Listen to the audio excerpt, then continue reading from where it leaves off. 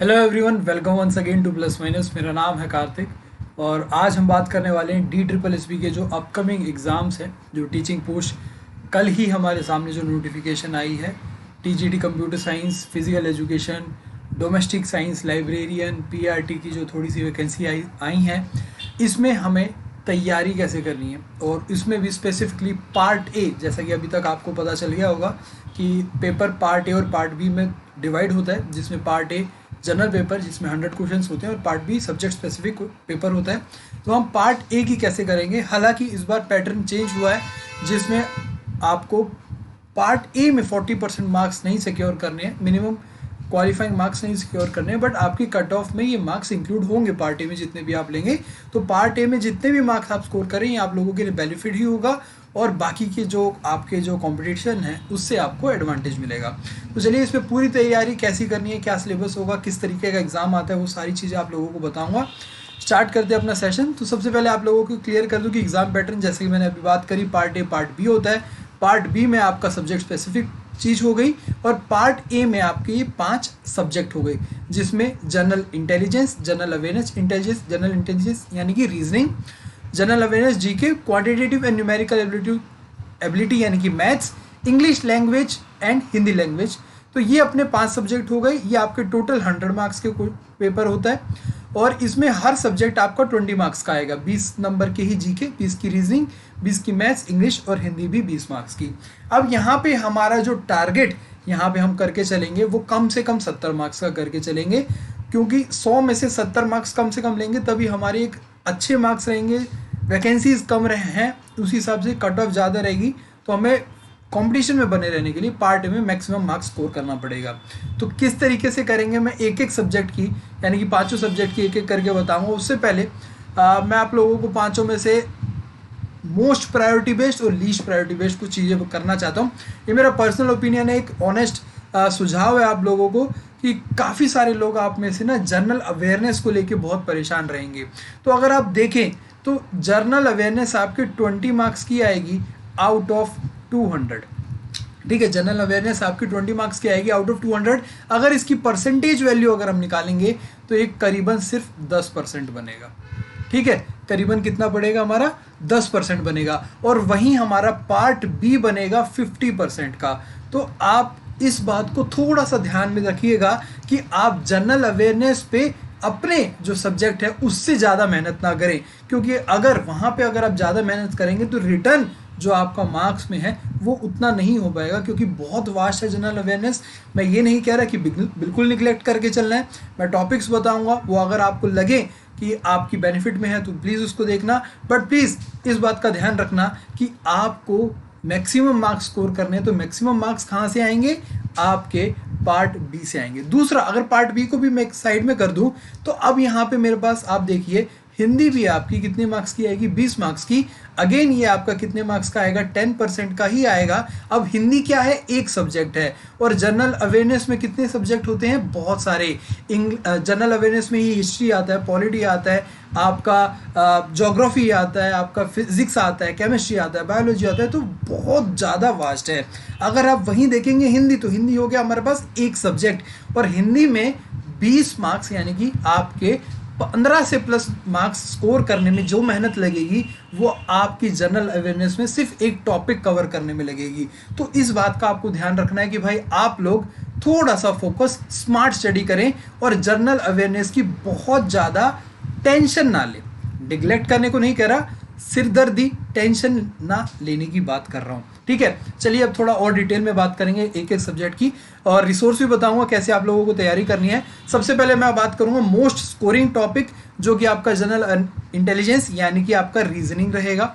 Reasoning एक आपका ऐसा सब्जेक्ट है जो कि आपको 20 मार्क्स दिला के लगेगा, फुल मार्क्स दिलाएगा, अगर आपने अच्छे से प्रैक्टिस कर ली होगी रेगुलरली 1 घंटा भी निकाल के। तो आप लोगों को ये सारा सिलेबस आप लोगों को दिख रहा है, एनालॉजी, कोडिंग, डिकोडिंग, जो कि मोस्ट इंपॉर्टेंट है, काफ़ी सारे क्वेश्चन आ जाते हैं, number series, ranking order, mathematical operation, ये सारा सिलेबस आप लोगों को दिख रहा है। तो ये सारा सिलेबस और भी है, बस 10 नहीं है टॉपिक। ये तकरीबन 22 टॉपिक हैं, जिसमें सिलॉजिज्म भी एक बहुत अच्छा टॉपिक हमारा, जिसमें इंपॉर्टेंट क्वेश्चन बनते हैं।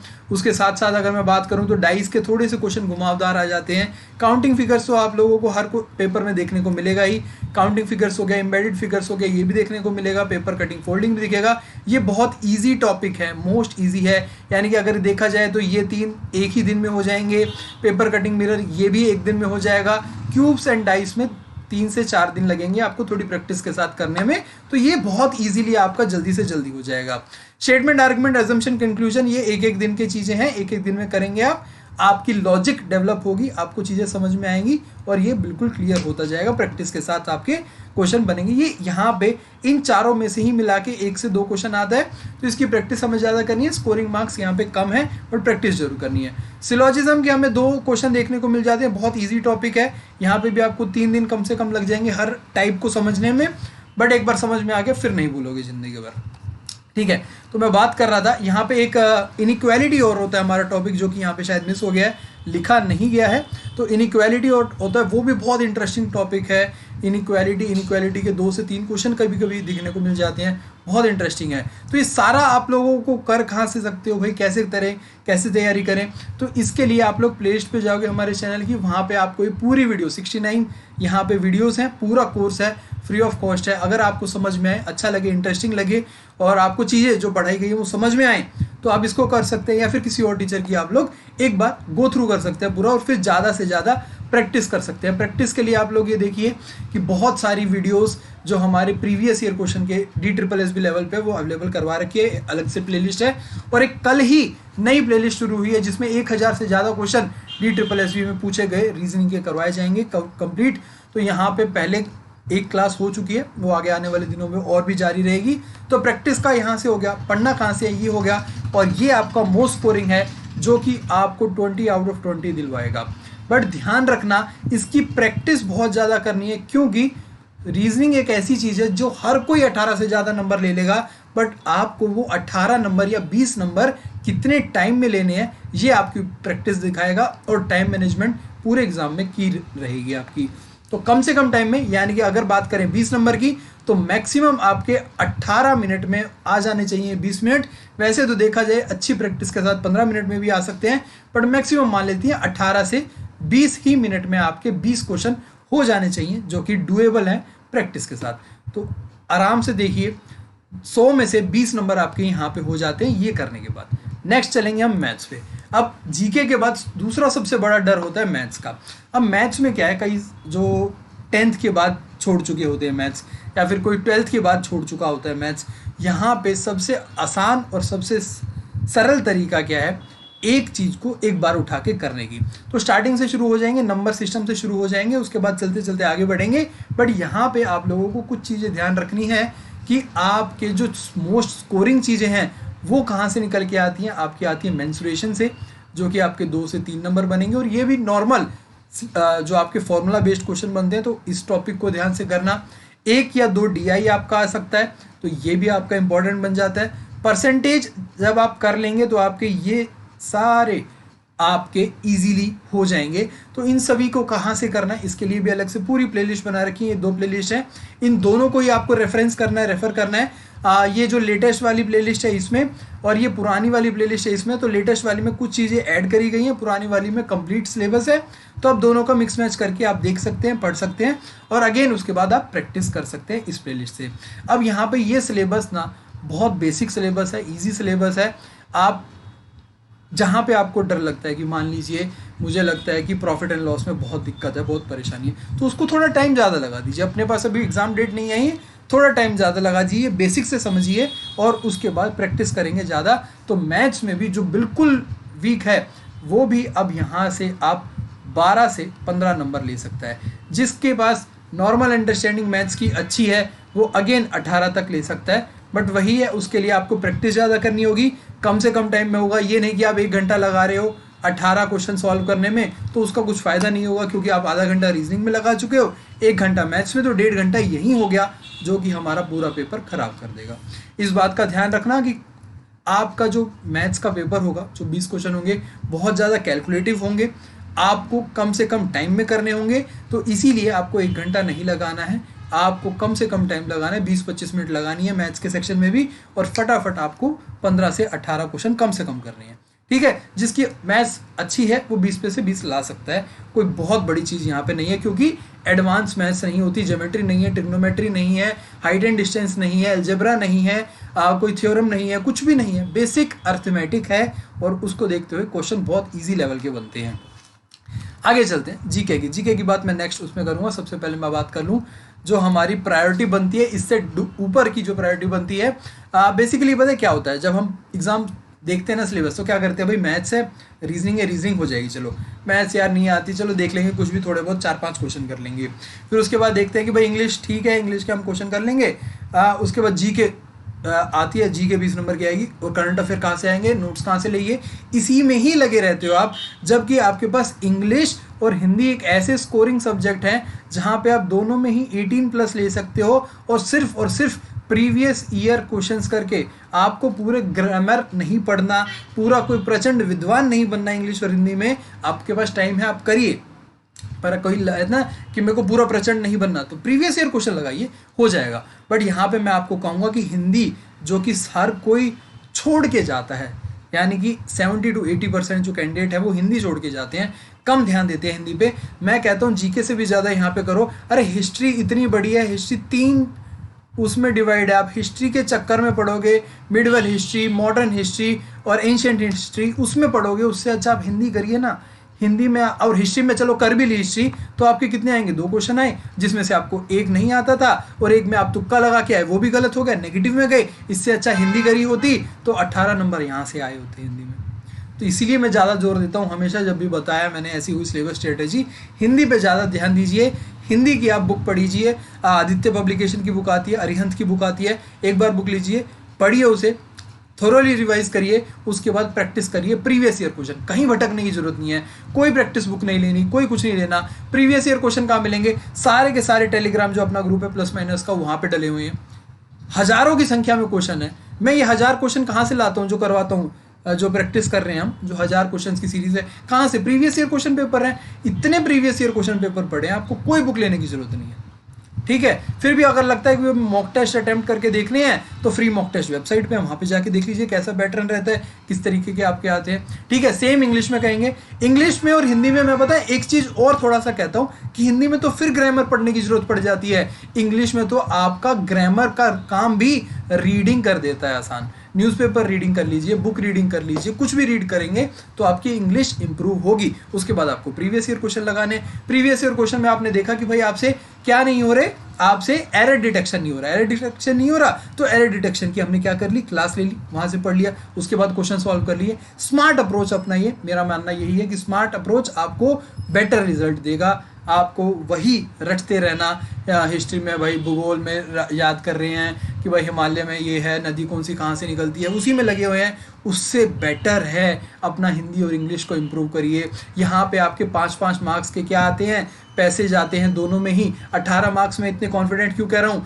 5 मार्क्स तो पैसे जा गए इंग्लिश में, 5 मार्क्स पैसे जा गया हिंदी में। पढ़ के आंसर देना ढूंढना तो आपको सभी को आता है, 5-5 नंबर ये आ गए। उसके बाद बचे कितने, 13 नंबर ही तो और लेने हैं। फाइट अगर 18 का टारगेट कर रहे हैं, 13 भी तो लेने हैं। और 13 कैसे आएंगे, कई बार आपके पास कोई फिल इन द ब्लैंक्स आ जाएगा, कोई आपके पास संधि विच्छेद वगैरह चीज़ें आ जाएंगी, वो हमने पढ़ी हैं, हम अप्लाई करेंगे।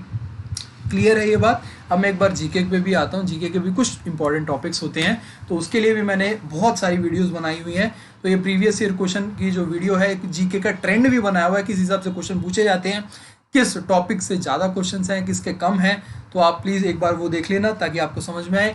करंट अफेयर्स, बहुत क्वेरी आती है कि करंट अफेयर्स कितने करने होते हैं, तो करंट अफेयर्स कई बार तो 1-1 साल पुराना भी पूछ लेता है DSSS भी। बट अब कितना करंट अफेयर्स पढ़ें, तो हमने एक लिमिट बनाई हुई है कि भाई 6 से 12 का पढ़ लेते हैं। अगर इसमें से इसके बाहर से आया तो कोई दिक्कत नहीं है, कोई परेशानी नहीं है, हमने पढ़े थे, बाहर से आ गया तो हम क्या कर सकते हैं। ठीक है, इसीलिए फिर उसके बाद फिर हिस्ट्री के क्वेश्चन अच्छे आते हैं, 2 या 3 आ जाते हैं। पॉलिटी के ये आपके जो आर्टिकल और आपका जो आर्टिकल वाली चीज और आपका शेड्यूल, ये जो क्वेश्चंस होते हैं, ये क्वेश्चन काफ़ी ज़्यादा पूछे जाते हैं। कौन से अनुच्छेद में क्या चीज़ लिखी हुई है, या फिर आपका फंडामेंटल राइट्स वाली चीज़ जो पूछे, फंडामेंटल ड्यूटीज़ पूछे जाते हैं, किस कॉन्स्टिट्यूशन से लिए गए हैं, कौन से कॉन्स्टिट्यूशन बोरो करे हैं इंडिया ने, तो ये सारी चीज़ें पूछी जाती हैं पॉलिटी के। तो अगर आपको जीके शुरुआत करनी है तो मेरा मानना है कि आप पॉलिटी से शुरुआत करेंगे तो आपका जो आप पढ़ेंगे उसका आपका रिजल्ट आपको दिखेगा, क्योंकि क्वेश्चन पूछे जाते हैं सही तरीके से। उसके बाद जो मिसलेनियस टॉपिक्स होते हैं जैसे स्पोर्ट्स, आर्ट, क्राफ्ट, फेस्टिवल्स, ठीक है, फेस्टिवल का एक क्वेश्चन 101% आएगा, फेस्टिवल कर लीजिए। Music and dance, music and dance 101% एक आएगा, 2 भी आ सकते हैं क्वेश्चन, ठीक है। तो ये कुछ चीज़ें हैं, यहाँ से आप यहाँ से कर सकते हैं।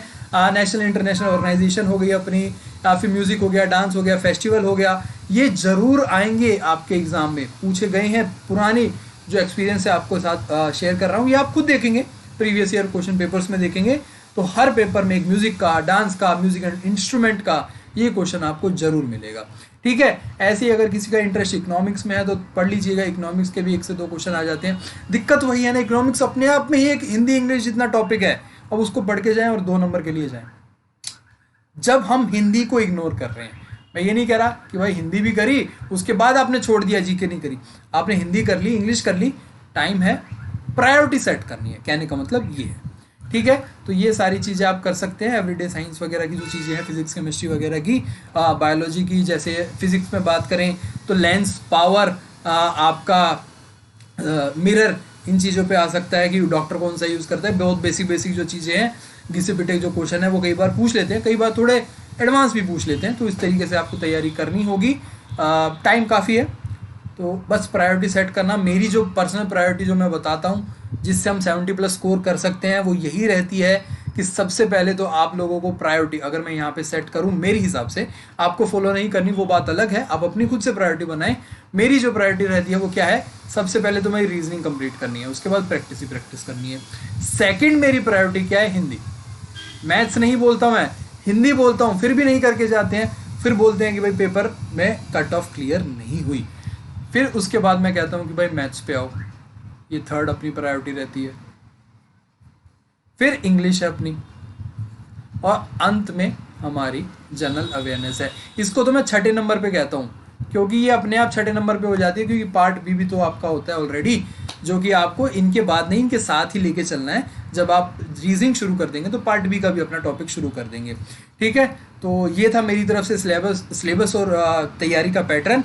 बहुत ही जल्द आप लोगों के लिए जो टीजीटी के, जो हमारे साथ पहले कैंडिडेट जुड़े हुए थे, टीजीटी कंप्यूटर साइंस के जो सेलेक्टेड कैंडिडेट हैं, जिनकी ज्वाइनिंग भी आ चुकी है, जो हमारे साथ जुड़े हुए थे बिल्कुल स्टार्टिंग से, पार्ट ए की तैयारी करी, पार्ट बी की तैयारी करी, मॉक टेस्ट दिए, डेली उनके साथ क्विज हुई, तो उन लोगों का इंटरव्यू आप लोगों के साथ साझा करूँगा, ताकि आप लोग उनसे जान सकें कि उन लोगों की प्लान कैसा था, अप्रोच कैसे थी। एक जो सेलेक्टेड कैंडिडेट से सुनना बहुत अपने आप में एक इम्पैक्ट देता है। फिर भी वही कहूँगा, सुनना, उनकी प्लान अपना बनाना, ठीक है। तो बहुत जल्द होगा। और अगर आपके मन में कोई क्वेश्चन है कि उनसे जो पूछना है, तो आप कमेंट करके मुझे बता दीजिए, या फिर टेलीग्राम पे बता दीजिए, ताकि मैं सारे क्वेश्चन उनके सामने पुट कर सकूं और उनका ऑनेस्टली आंसर ले सकूं। अगर इस वीडियो में कोई दिक्कत रही हो, कुछ बात समझ नहीं आई हो किसी भी टॉपिक को लेकर, तो प्लीज़ कमेंट डाउन कर देना उसका जवाब, और कोई सजेशन होगा तो वो मैं ज़रूर दूंगा। और इंग्लिश हिंदी का मैं यही कहूँगा, ज़्यादा से ज़्यादा प्रैक्टिस, और हिंदी की मैं कहूँगा मोस्ट बढ़िया चीज़, मोस्ट प्रायोरिटी इसको बना लो बेशक, रीजनिंग के बाद सीधा हिंदी आ जाओ, ताकि आप ज़्यादा से ज़्यादा मार्क्स स्कोर कर सको, ठीक है। तो मेरी तरफ से इतना ही। अगर किसी बात कोई आपको गलती लगी हो मेरी, तो प्लीज़ बता देना, उसको सुधार करने की कोशिश करेंगे।